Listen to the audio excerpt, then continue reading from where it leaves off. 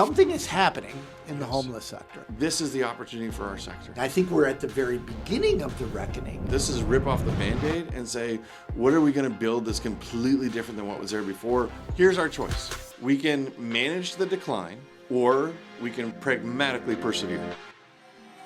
Whatever happened to choice? If I am a street outreach worker and I'm engaged with you, you can go this route or you can go this route, or you can tell me another route, but you get to decide. If we just shut up and listen, the absolute answer is coming from the mouths of the people that we're trying to engage with. For $800, just by listening to the person, homelessness was ended for 2 people.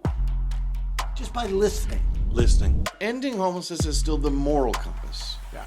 Right? But it's not an operational framework. So we need new success metrics. Yes. Not just to be able to measure outcomes, but to also keep us encouraged and on the right path. We need to define success differently. Yes. For those of you that are new to Homeless Unfiltered podcast, Iain De Jong has now joined us 8 times. This is his 8th podcast with us. I'll put a playlist down below so you can listen to all of them. All of them are great. And if you are a normal viewer, listener, you're going to love this podcast. But I got to set it up with a little bit behind the scenes, because we actually take time and discuss topics in advance that we believe are going to provide value. But this one just went in a whole different direction. And I got to tell you, it might be my favorite. All of them are good. Check out the playlist below. We talk about how people are now more open to discussing failure and what's not working so that we can fix what's broken. The housing first versus treatment debate is oversimplified and missing the point, because neither approach has enough resources to fully work. The nostalgia loop. We often revert to old approaches that felt successful, which is why we need to redefine success. And what makes this episode so magical, we came up with a framework. I think you're just going to love it. Reckoning, renewal, rebirth. And it's really hard for me not to just share it all with you now. So you're just going to have to watch or listen. There's been a lot of military activity here. Something's going on in the world, I bet. I bet. We haven't done this in a while. We are overdue. We are overdue. We have said this before. We haven't done this in a while, but this is the longest. I'm tired. I'm even doing the visual aids. The longest we have gone. I've missed this opportunity to chat with you, Mark. Stop, go on. Stop, go on. Listen, when I think about doing podcasts, you are my favorite. Oh my gosh. I'm going to have to make that into a t-shirt. And according to a text message you sent me, yes, we're popular in Australia. I just did a 3-week, I'll call it a tour of Australia. I did Perth, Sydney, and Brisbane. I did the Leadership Academy 3 times, and every place I went, people came up to me and said, "You're the guy from the Invisible People podcast." Not, Unfiltered or anything like that, but you're the guy from the Invisible People. Right. And then followed by, which should have been obvious, "Do you know Mark?" And I was like, well, I know him well enough to keep showing up on his podcast. Yeah. And then I was, really taken by how many people listen deeply to what we're doing and have questions about things that we said, but that what we're talking about is resonating with them. One of the things that keeps me doing this, and I will admit I did not want to do podcasts, is how much it resonates with people in the sector. It really, I think, it fills a need in the sector, right? It wouldn't find an audience if it didn't fill a need. And I think it fills a need. One, I think people in the sector need to be seen these days. Yeah. And this podcast certainly speaks to them and affirms that their work is hard during really difficult times. So I think that works. And then the other thing that I think is important for the sector is they are in search of, whether it's affirmation, motivation, some sort of perspective, that lets people know that they're not alone. Yeah. And I think one of the things that we, have talked about in our previous topics is that so much of what we're talking about doesn't matter if you're in Rhode Island or Hawaii, California, Florida, in the Midwest, Southeast, it resonates with people. Like it just is speaking to the sector. And what a gift we've been given to find an audience. Yeah. I think it's the authenticity is a big piece of that. And I'm not throwing shade, well, maybe a little bit, on other podcasts, but they usually have a fundraising agenda or a certain agenda, and people don't speak freely. Right. And we have talked about topics and angles and conversations that are normally not public. Like, people talk about what we talk about, but not in a way that could, I don't know, build community around it. Sure. I don't know if that's the right word. Yeah. I mean, there's a certain je ne sais quoi relative to what we do, right? I mean, there's a certain mystery behind why this works. Yeah. And I don't know how to put my finger on exactly what that is. But I do know that in my travels, and it doesn't matter if it's Australia, if it's in the United States, that everywhere I go, there's people who have listened to it, and they have favorites. They have favorite guests that you have. They have moments of certain things that people have said that just was the right thing they needed to hear at that time.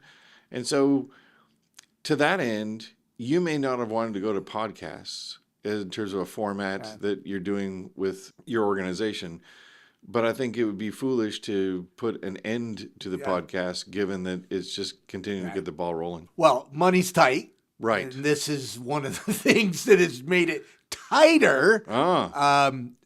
But as I said, I think it's important to continue. We're going to shift a little bit this year. You know how we set up at conferences? I do. Obviously, because we're set up at a conference, we might pivot a little bit away from that, because one of the liabilities is we'll have a conversation and we recorded 10 podcasts. Right. And that's 10 weeks. Sure is. So something we talk about might not be as timely. Correct. So we're looking at being much more targeted. We did this with documentaries where we went into Philadelphia. We set up a podcast studio. Didn't do 10, did 3 or 4, and it worked really, really well. But I want to pivot back to what we were talking about. Something is happening in the homeless sector. Yeah. And people, and I mentioned this to Anne earlier today, we're having conversations about failure that we didn't have before. It was politically and socially wrong to talk about certain things we were failing about, because it felt like, oh, you're doing wrong. Right. Instead of, oh, we need to fix something. Right. And I'm seeing those conversations happen. For example, CSH had you on a research convening, to talk about how you need to tell stories with the research and don't wait until the end to just go, oh, we'll do a press release. Start thinking about communication strategy right when you're at the beginning of the research.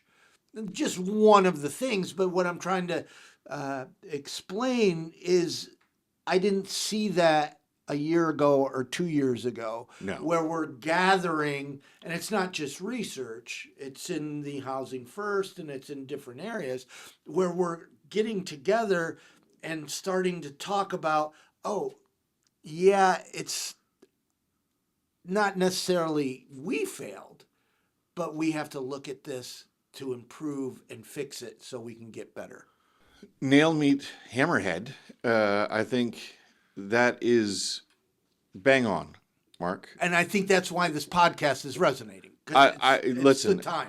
it is absolutely the time. And I think that there's a reckoning, right? I think there's a reckoning right now that maybe our over enthusiastic promotion of what was seen as success or progress came at the expense of acknowledging opportunities for improvement. Yeah.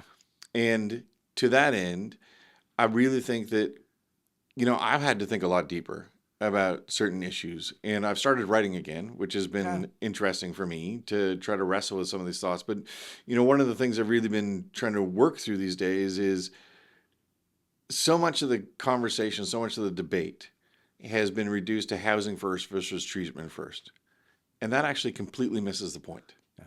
Completely misses the point because, and this gets back to the reckoning and the kind of deeper thought and where we're at as a sector, we never had the full capacity to implement housing first and the resources to do it. Yeah. But those resources don't exist to do treatment first right now either. Right. So what we tend to create is this narrative that says, well, whatever we're doing is got to be better than what the other folks want to do. And the other folks, ideologically or based upon their lived experience, say, well, those other folks, they failed at that other thing. And therefore, our thing is going to work.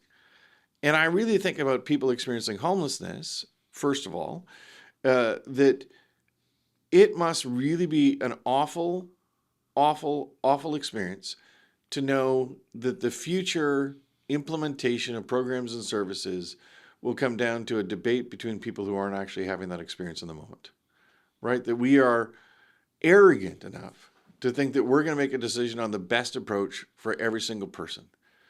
Whatever happened to choice? Whatever happened to, you know what? If I am, let's say, a street outreach worker and I'm engaged with you, you can go this route or you can go this route, or you can tell me another route, but you get to decide. As opposed to me saying, it's got to be housing first for you, or it's got to be treatment first for you. Like the level of disconnect we have between acknowledging where people were, where they're at, and trying to get them to where they want to be by imposing a certain viewpoint, ideology, or program onto people is really problematic. Yeah. And when we get to the place of reckoning, I think one of the things we're going to have to reckon with is, I like that word. If you, as an individual, were to say, I actually want to go to treatment first. Yeah. And my ability to say, let's make it happen. Right.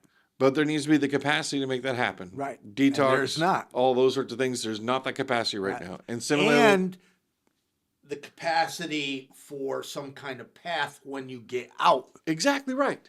Exactly right. Because housing is still the only known solution to homelessness. Right? The wraparound supports are going to be varied by the individual couple or family that we're supporting. But even right now, if you were to say, well, I don't want treatment, I want housing, I don't have the ability to make that happen really fast either. Right. In the current environment. It happens really fast. Right? So what we're essentially saying is, tell us what you want, and then we're going to tell you how long you have to wait. Yeah. And that is an unfulfilled promise that is going to lead us into the space of more criminalization and police responses, because ultimately what is happening is we have these false promises, and in the absence of being able to execute on those promises, we basically get to a place of containment. Yeah. If we can't serve you, let's make sure that you're not seen. If we can't house you, let's make sure that you stay on a waiting list, but you're accommodated in some place on the outskirts of town. If you want treatment, we're going to say, we want to make that happen, but guess what? There's no detox beds tonight, or there isn't a program that will accept you right now, or heaven forbid you live with a mental illness and a substance use disorder, even though substance use disorder is a mental illness, but we often separate those things, and you end up with a psychiatrist who says, well, we can only help you if you deal with your mental illness first. And then you go to see about your mental illness, so we can only help you if you stop your substance use first. We keep catching people in the conundrum of basically nothingness. You want something, you might need something, but fulfilling that is really on us to get back to. If we don't learn how to make sure that what we do have works best, if we don't make some really difficult decisions to really say, you know what, there are nice to haves and there are must haves in this response right now. We need to focus on the must haves. Yeah. Why do you think this is happening? A few reasons. One is, as homelessness grows, people are getting frustrated and they're pushing for laws that criminalize homelessness, which will only make the problem worse. Invisible People reaches more people, educating them on homelessness than all other homeless sector nonprofits and campaigns combined. But we do it on a limited budget. We don't have the funding they do. We are mostly funded by individual donations. And now that the economy is struggling, individual donations are disappearing, and we need you. I get it, you might not have the money to donate. Many people are struggling right now. Please share our content, share our videos. It really matters. And if you do have some funds and want to help be part of the solution to solve homelessness, please visit invisiblepeople.tv/donate. Our important work stops without you. the policy landscape is changing throughout the world, right? It's not just a US thing. Oh, no. And then people often think that. But the policy landscape is changing. And the policy landscape, from my perspective, has got to a place where we said housing first, which was a dominant strategy in many places, is seen as a failure because homelessness has risen. It's an oversimplified rationalization of what is actually occurring. But nonetheless, when people double down, or when they do things like point to Finland, well, if you look at the data from Finland, I think we're 2 years in a row now, we're an uptick in homelessness because of changes in budgets, right? And austerity. Right. Well, it was changes in the political structure or the political influence that didn't want to provide housing to homeless people. Right. And so this is an example And now homelessness is going up. And that's where I'll say, so we have like this policy context. That's one of the things. Yeah. And we even have proof points that we can say, okay, well, things that did experience rapid decline and massive decline and for a long time sustained decline don't necessarily stay static, right? So that's one.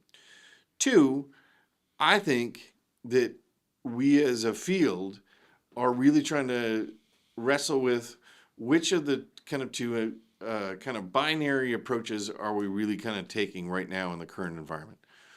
And I'm going to present it as a binary. It might be overly simplified as a binary. Oh, please simplify it. Okay, well, this is the 4 Marks brain explanation. My brain is mush today. Okay. So here's most days. Here's our choice. We can manage the decline, or we can pragmatically persevere. Managing the decline is things are horrible. They're only going to get more horrible. So we should reduce harm. We should try to just create safe spaces for people, meet their immediate needs, hunker down, get more emergency services at scale, but don't have any expectation of throughput, or as many people call it, outflow. Right? That is a rational choice right now with everything that's going on. People should not be judged if they decide they're going down the managed decline route. They should be applauded for trying to attend to human suffering at scale.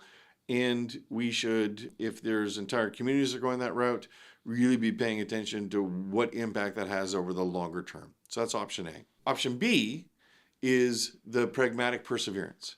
But that is not business as usual, right? And any sort of mindset that says business as usual is the way that we're going to be able to operate going forward is foolish. I see it, for example, in parts of Canada that are like gone to the place where they've said, we're going to persevere, but we're looking at budget cuts, or we're going to persevere, but we're changing our overall approach and structure to homeless services. When I was in Australia, some of the pragmatic perseverance in some states that don't have as many resources as others is really starting to say, of all the things we could do, what are the things that we should do, right? So a conversation around could versus should. And I would say in the US context, pragmatic perseverance is really, all right, maybe we have money to house and support people, or we have money to operate a day center that offers food and assistance with replacing documents and clothing. But we can't do both. And that's the sort of pragmatic part. We say we're going to have to make a decision between two horrible options to decide which route we're going to go. And in the space of pragmatic perseverance, there's some hopefulness in that, that if we make short-term painful decisions, we'll be able to have like long-term benefits for sustaining at least the kind of core orientation to the work, trauma-informed, wellness promoting, all those things. And on the managed decline side of things, we're really saying, you know what? It's about darn time we treated homelessness as a mass casualty event and really get into that mindset. Yeah. So that's kind of where we're at. Well, you mentioned something, short-term pain. And nobody likes pain. Oh, but I think I think a big piece of it is, and you could call it delayed gratification or short-term pain, but at least on the political policy side, we don't want to make decisions or move in a direction that will experience short-term pain now for better outcomes. Correct. Because we want it now. We have to have that day center or that housing now. Yeah. And we're creating impossible situations for service providers in doing so. Yeah. It's getting insane for service providers. Well, it is. And I think in that space, there's the demand. We've talked about the demand on service providers. There's the moral injury, knowing the right thing to do, but not having the resource and ability to deliver it. But I'm going to say there's another thing that service providers are getting kind of stuck in right now, which is what I've affectionately started referring to as the nostalgia loop, right? Which is interesting. I think things are going to go back to a time where we think things were better than they actually were, right? We're ending homelessness. Yeah. We're ending homelessness. Look at us go. So we're confronted with these pressures. And when we're confronted with these pressures, leaders and service organizations don't want the pain to endure. They're dealing with more political pressure, media of all stripes from mainstream to social media pressure, funding pressures and investors, donors who are like wondering what the heck is going on. And so people say, well, we need to do something about this. And instead of interrupting our thought and saying, where's the space for innovation? They're like, what's the thing that we think kind of worked before? And we're just going to like invest more in that. And that's the nostalgia loop. And to quote the Prime Minister of Canada when he was at the World Economic Forum in Davos, he said, nostalgia is not a strategy. Yep. And I think that is absolutely applicable to the work that we're doing in the policy context and the service context right now as well. Yeah. I'm going to connect the dots here a little bit because we started off and we went off to the races, as we do. We sure do. For the people, behind the scenes, we actually talk a little bit about what we're going to talk about, the plan, and we don't necessarily always go there. Correct. And this is one of those situations, unless this was the idea that you wanted to go in. No, which we just went there. We just have gone where this conversation has led us. So going back to the authenticity, to why the podcast is resonating with people, why there's a reckoning, right? The nostalgia of we're ending homelessness. And now we look at the world and we can't necessarily, we could still say it, but we are having doubts, right? So I think there's a big movement towards that authenticity, but it's going to come with short-term pain, maybe even long-term pain. And what hopefully we're going to see in a shorter amount of time is our way of developing systems is much more realistic and practical to the world around us. Am I making sense? You are making complete sense, at least to me, and hopefully to our listeners as well. So I want to pick up on that a little bit, which is when we think about the ending homelessness phrasing. Yeah. I think what we're starting to realize is for some people that was branding more than a commitment. Yes. Oh, right? It definitely was. Like, for sure. And it sounds awesome. Right. And I would say that ending homelessness is still the moral compass. Yeah. Right? But it's not an operational framework. It's not an operating system. So I still think morally we should get to a place where we don't have homelessness. But if we try to make that operational, then we end up with the language like, let's make it rare, and if it does occur, brief and one time. Oh my gosh, I hate that. Or some variation thereof, right? Oh gosh, please. Listen, all I'm saying is ending homelessness is too vague to really know what we're supposed to do with it. And I really believe that we need to, as we get to this place of renewal, start treating mission as a decision-making framework, not as an aspiration, which gets at the pragmatic perseverance, right? If we're going to go through short-term pain, for what end, right? Not just for the sake of keeping my organization alive, but for keeping human beings alive. So we've got a process. We've got to go through the reckoning before we get to the renewal. Ooh. Right? But Yes. hold on one second. Oh, it's if good. you remember, I do. I don't know if I do. It was podcast number 3 or 6. Who knows? We talked about how we need to define success differently. Yes. Yes. You know, that right now we're saying, oh, we're ending homelessness. And yes, that is what we're striving for. We know it's possible. Yeah. Right? We just lack the political and public will to make it happen. We now live in a world where the affordable housing crisis continues to get worse. Trucks are going to drive themselves.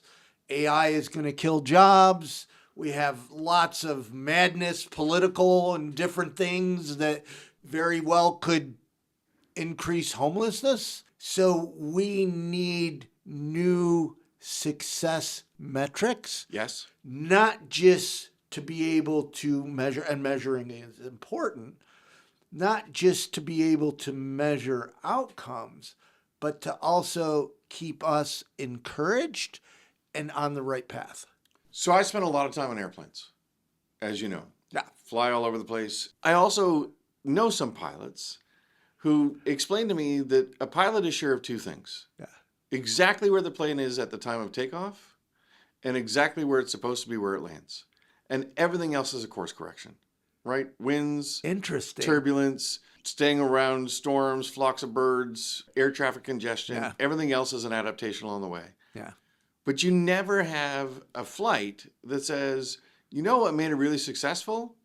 Flying around a lot. What made the flight successful was it got to the place it was supposed to get. Right. And I try to think about that in the context of working towards resolving homelessness in all of its various forms. Yeah. And I will say, what we know is where we're at right now, right? We know that it is the worst that has been in my career for sure, and engagement with this issue. It is absolutely the most difficult housing environment that we've been in a long time. We know that there is moral judgment that continues to be pervasive relative to people's mental illness, substance use, and poverty. We know that if we do get political support to add another shelter or add some more housing, it'll probably be in the least best location or make it really problematic for people to access other services, but it's done under the banner of compassion. And we still know that staff are showing up with big hearts, regardless of these limitations, trying to make heaven and earth move for people, right? But what we don't know is where we're landing the plane. Yeah. And so we can't have success being we're flying around a lot and people enjoyed the pretzels, right? That's not going to be sufficient. Right. We have to have something that actually says we're landing the plane. But Or if you continuing your same story here, okay, because I have been on a plane and because of strong winds, talk to me. we ran out of gas. Like in the air. Yeah, well, we had to land in Vegas. We were headed to Los Angeles. Right. But the winds were so strong, the resistance, that it used more fuel. So we had to detour and land, fill up the tanks, and then go back on the path to the original destination. Yes. Now, we were late. But We all got there. mid-course corrections. Exactly. Landing in places unexpected. like that? I do, because it, well, let me draw in another like analogy, metaphor, Please. story, whatever we're calling Right, it. right. Okay. So I love the backcountry, maple syrup in my veins. I love getting to the place where there aren't a lot of people. And When I get there, and sometimes I go with my brother because he's good bear protection, because I think he's slower than I am. And you just have to outrun one person. But when I go on these trips in the backcountry canoeing, one of the things that I am, constantly aware of is we only have so much time to get to the place where we're supposed to leave before people start to freak out that they think we're dead. And things are going to happen along the way. Like there was one year, our boots froze overnight because we go in like October in northern parts of Canada, and our water filtration system froze. We did not see the freezing coming, but it also meant that there was a whole bunch of things we wanted to do that we couldn't do because we had to get to the extraction, the exit point at a certain period of time. And I think there's a whole bunch of things in homeless services we'd like to do, but we're going to have to, again, go to the short-term pain to say we're going to have to make some really difficult decisions. Like I would love, for example, to see much more work done in employment integration for people who have an interest, willingness, and capability of participating in the labor market. Yeah. And I see that more within the kind of umbrella of meaningful activity and social connection than I do under like, we need to feed the capitalist machine, right? But I also realize that housing costs money, food costs money, all the things cost money. So we've got to be able to help people sustain their housing. But that takes time. And it takes resources and it takes effort. And so I think, we've settled for a whole bunch of people who are isolated in their housing without meaningful things to do because it was nice to do, but we couldn't get around to doing it because it's essentially saying the mission was to get you housed and there's a whole bunch of things that we kind of have to lop off. And I think if we're going to construct a new system and a new approach, we need to bury terms like whole person wellness and instead focus on what is the absolute necessities that are going to be able to help sustain you, even if it's not everything we want to do.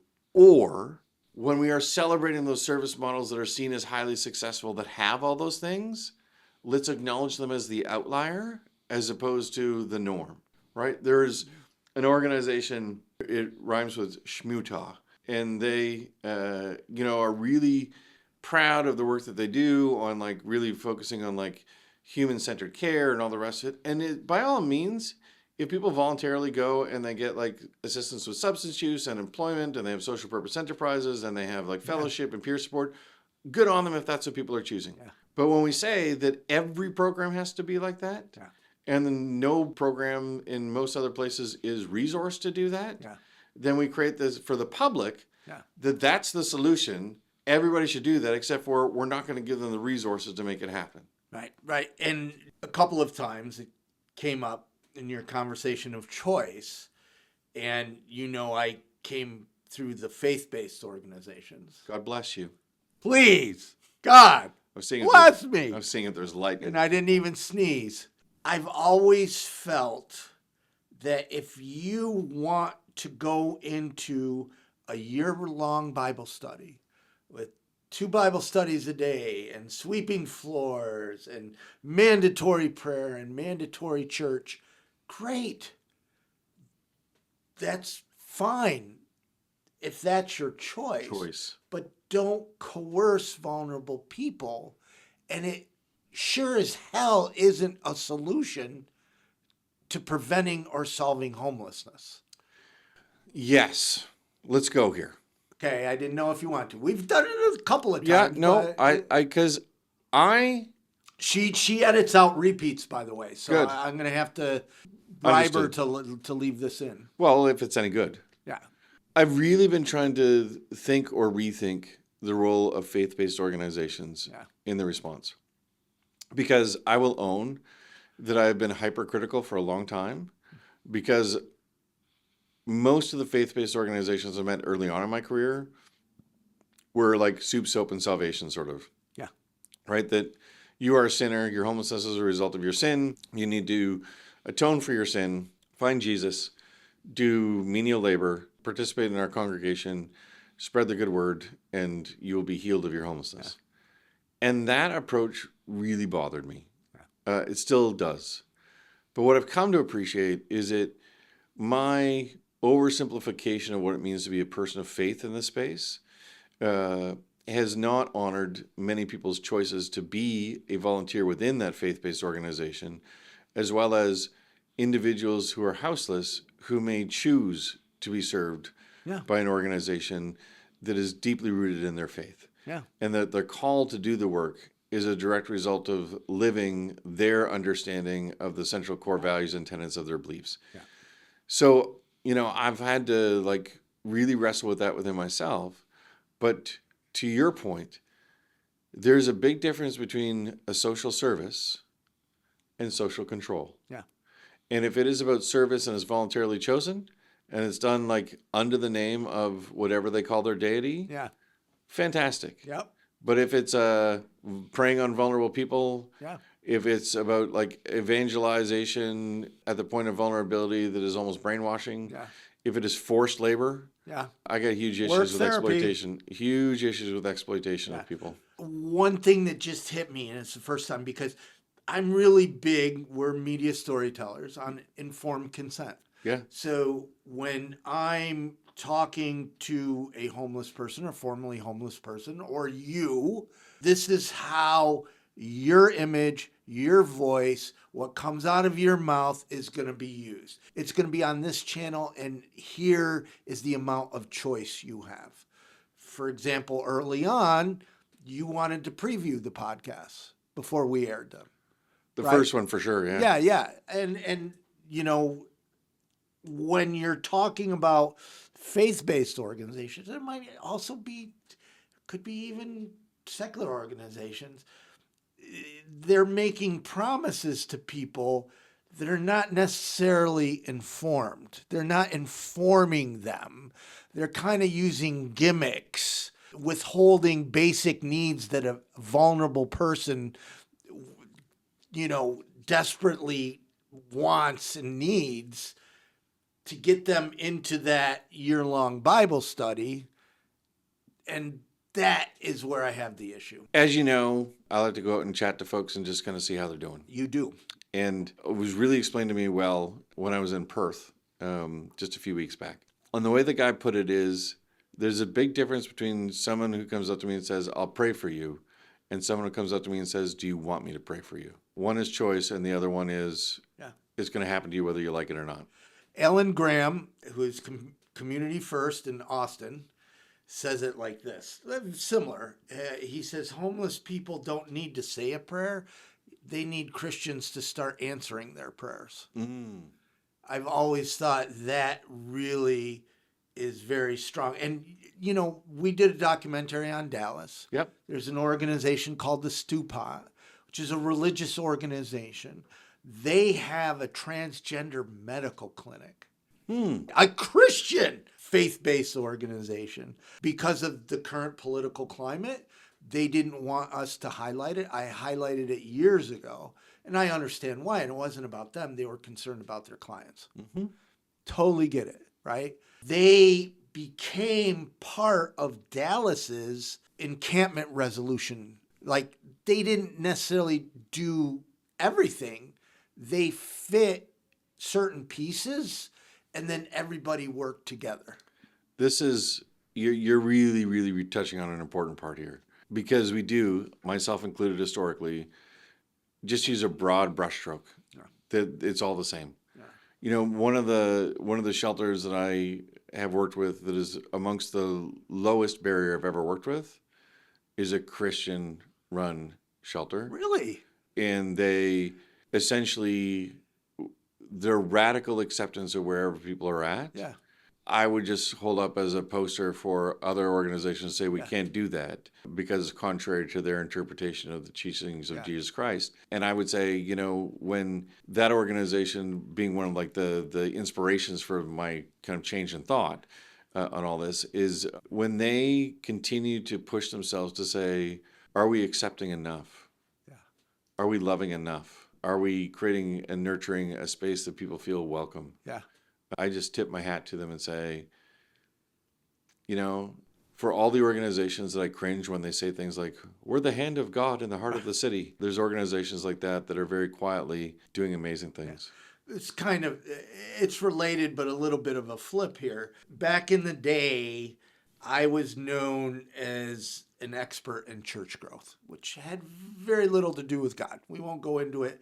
I did it in another podcast. We won't do it in this one. The one place, and it's not a Christian organization, but the one place I felt the most unconditional love, and as a quote unquote expert in church group, as a quote unquote expert in church growth, listed by Outreach Magazine, right? I've visited hundreds of churches, was Insight. Insight, which is a supervised injection facility in Vancouver, Canada, is where I felt the most unconditional love, far above any Christian church I was ever in. You know, it's one of the kind of central pillars of the work generally with working with people who use substances, like at a safe injection site, is to be non-judgmental. Yeah. And when you feel totally accepted, Yeah. even if you're not a person who uses injection substances, it says something to their character, doesn't it? Yeah. Well, you have peers who are people that are still using drugs, and then you have clinicians who are the medical professionals that if somebody is having a heart attack, they kick in to help the person. And then you have admin staff who run the place. You can't tell who's who unless the clinicians click in. And I remember seeing a guy in a suit and tie who's addicted to something, waiting in line to come in and, use the facility, next to a gentleman who probably hadn't showered in a while, in a wheelchair, and they were treated the same. Yeah. They were treated the same, where in a church or McDonald's or some nice restaurant, the guy in the suit and tie would have been given privilege of some kind, right? Mm-hmm. Where the person in the wheelchair, even if it was somebody that was clean, would have still been treated differently. Yeah. We create all of these social conditions upon which we get to an understanding of what does it mean to be of service to others. Yeah. Right? And I think I'll go back to the manage the decline versus the pragmatic perseverance part for a second. In the manage the decline, that non-judgmental is truly about survival at a scale that we've never seen before. And the depth and wealth of compassion that will be necessary to do that. Because on some level, it becomes like, I don't know, community palliative care, right? Like it's going to be, so many people are going to die and we're accepting of it and we're just trying to make sure that it is as painless as possible and people feel as loved as possible. On the other side, the pragmatic perseverance, if we're going to affect solutions at a time where there's so much pressure to perform better, the second we lose relationship in all of this, and the second we become untethered from the fact that it is human beings with their own dreams and ambitions. And I'm not like a hokey, touchy-feely social worker guy by any stretch of the imagination, but I do know this. If our solutions see people as objects or numbers on a spreadsheet instead of seeing people's potential, Right. we're going to fail. Yeah. Yeah. Well, I'm going to go back to reckoning and renewal. Okay. And we're all over the place on this one. Editing would be fun. But we still are exploring the themes in this reckoning part, which is painful because there's growth. But it's uncomfortable growth because we're examining ourselves. We're saying, okay, for 10 years, 15 years, we've been saying, we're ending homelessness. And now we've got to face the reality that, okay, things have changed. We need to look at the world differently. The other is that we have not spoken up freely or been allowed to because organizational silence creates organizational failure. So I always go to Finland, and we went out with the city's outreach team, and they do a report that goes to their supervisors, to all the media, and then to all the politicians at the same time. Transparency. And nobody. Well, I think it's a culture that actually wants to improve. Yeah. Where we, and I'm not saying anybody's bad, it's just how it evolved. Our culture has been mostly driven by political acceptance, social acceptance, and we've been either scared. Well, let me put it this way. People don't speak up because of fear of retribution. They're going to get fired, or there might be some kind of retaliation. There's, peer pressure. They don't feel like they're going to be listened to, so why should I even speak up? And there's a bunch of other reasons. But I think to get from the reckoning, I think we're at the very beginning of the reckoning. That's why this podcast is resonating with people. To get to the renewal phase is that we're now open to talking about fixing what's wrong, where before we weren't able to. And before you go off, reckoning, renewal, what? Rebirth. Oh, So I am going to bring it back to the backcountry. okay, do it. So one of the things that we've come to appreciate is that forest fires are actually really good when they are controlled. Like the wild, out of control, smoke coming all over the border, that's horrible. I don't mean that. Yeah.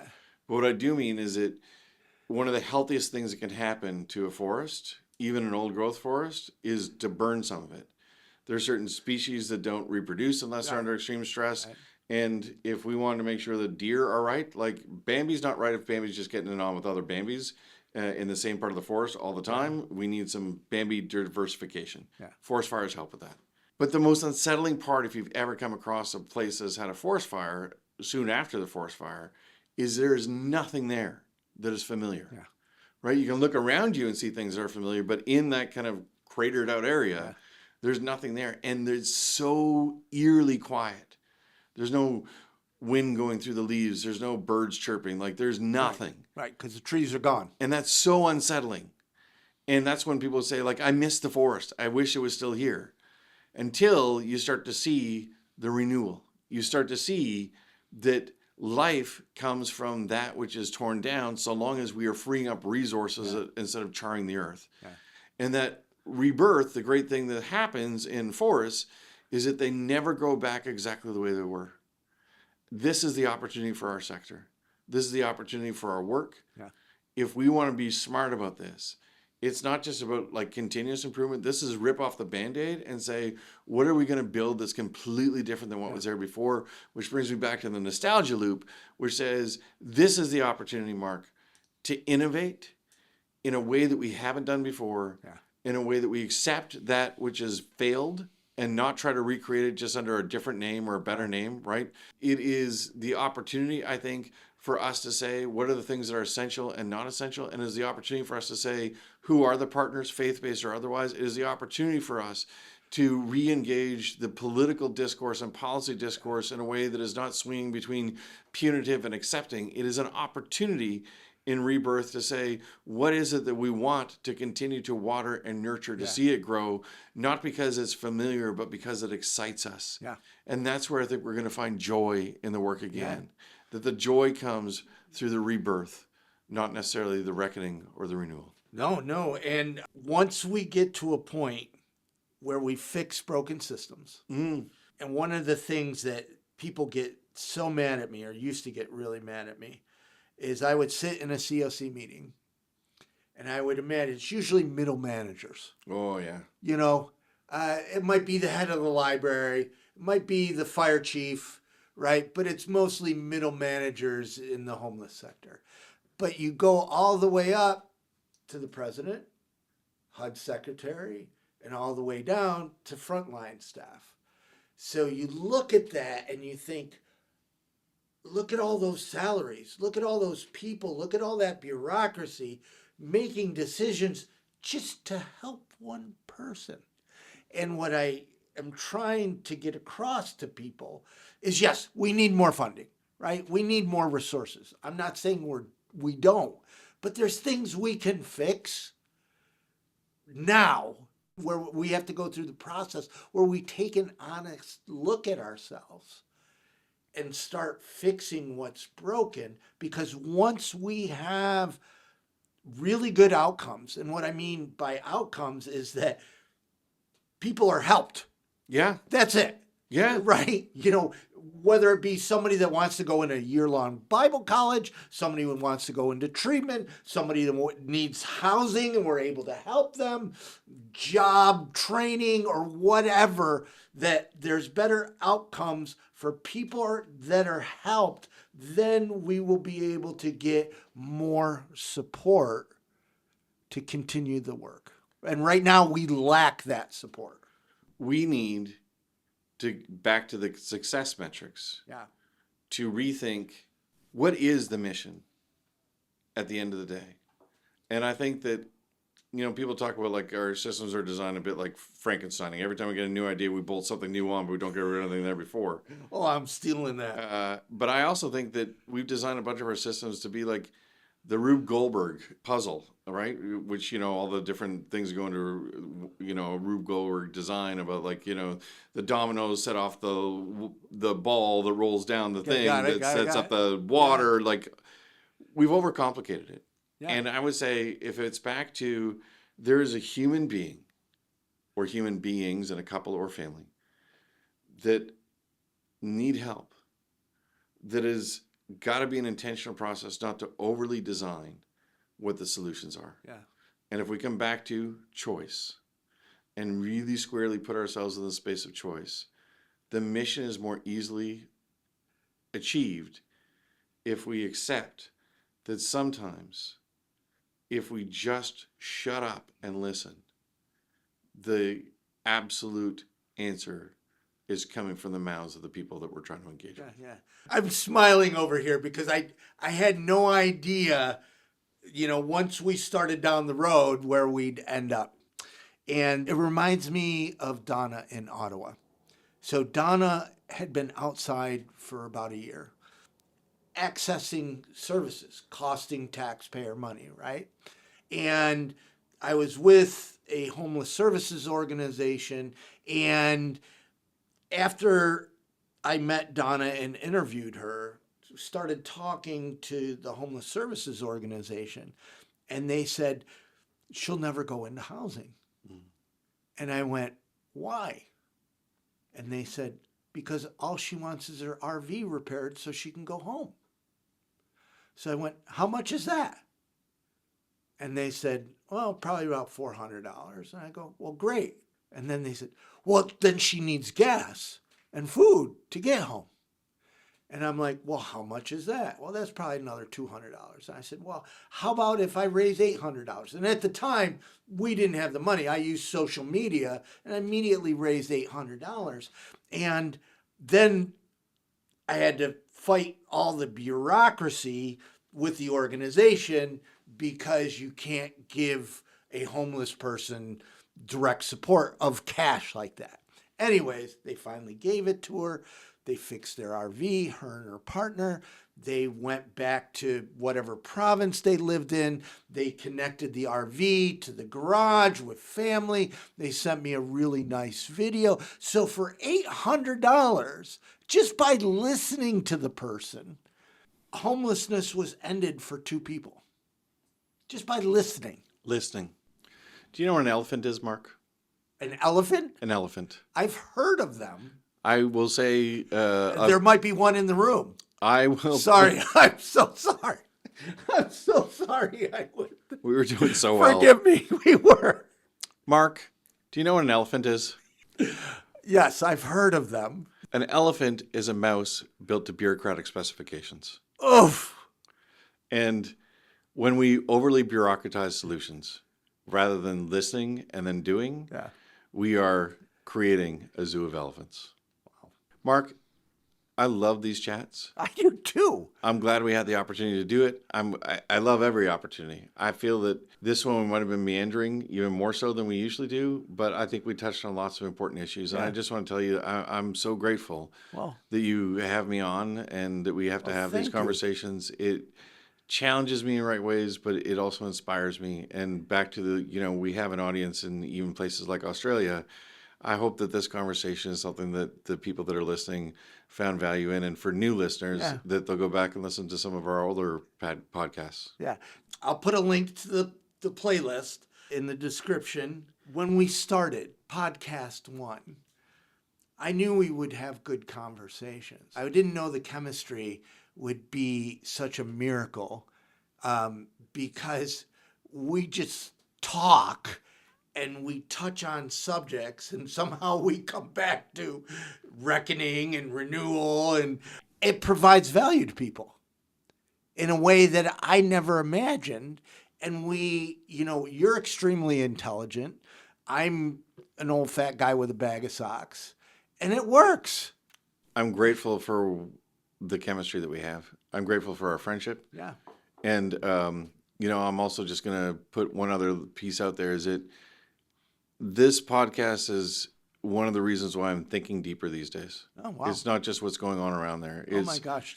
Sometimes we deliver sound bites, but I'm also looking at going deeper. Yeah. And I wouldn't be back to writing and having a Substack these days if I didn't have the opportunity to have this podcast. So thank you. And we will put the link to the Substack below. But how do people find you? At Iain De Jong is the easiest way on most social media. On Substack, it's Iain De Jong, IAINDEJONG. Yeah. And you're back doing YouTube, doing the shorts LinkedIn, on Instagram, and writing? And writing. I'm finding my voice again. I'm finding clarity. And I don't pretend at all to have the answers, but what I am doing is becoming much better at articulating where we're actually at so you have a better sense of where we need to go. I'm doing a better job at reading the compass so that we don't lose sight of the fact that the whole point of doing this was to make sure that people didn't have to endure homelessness. Thanks, Mark. Well, thank you.